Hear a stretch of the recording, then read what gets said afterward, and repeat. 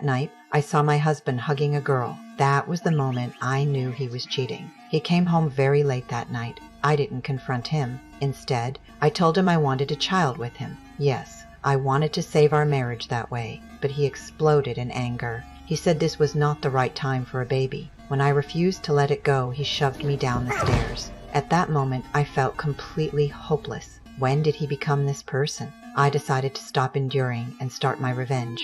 I would fake my own murder and frame him for killing me. I studied countless crime books and real case footage. After making sure there were no flaws, I started my plan. First, I maxed out his credit cards. I bought luxury goods and game products and hid them away. It made it look like he was reckless with money and deeply in debt. Next, while he was distracted, I guided him to sign a huge insurance policy. I was the insured person, and he was the beneficiary. If my plan worked, this would become his motive for murder. Then I wrote hundreds of diary entries in the shortest time possible, from our loving newlywed days to his spending, rage, and abuse. That diary would be powerful evidence against him, but it still wasn't enough.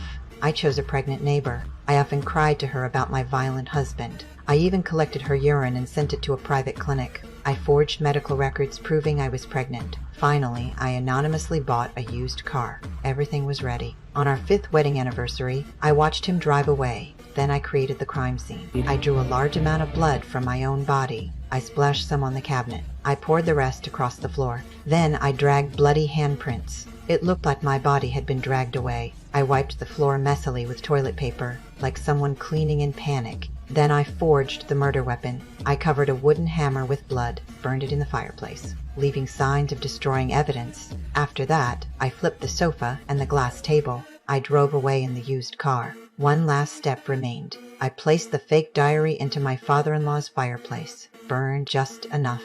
Enough to show evidence destruction, but still readable. Then I changed the house power access code and disappeared from the town completely. When my husband came home, he froze at the chaos. When he realized I was gone, he called the police immediately. The female sheriff quickly found blood on the cabinet. Using luminol, she found the wiped blood on the floor. The house was searched thoroughly. Soon, the sheriff found a letter in our bedroom drawer. It said, "Clue number 1. I left it there on purpose." She took it straight to my husband. He stayed calm, because every anniversary we played a treasure hunt game. I always hid his gift and left clues. He glanced once and knew it pointed to his office. On the desk was the second clue, and there, the sheriff found sexy underwear in a folder. Of course, I put it there myself.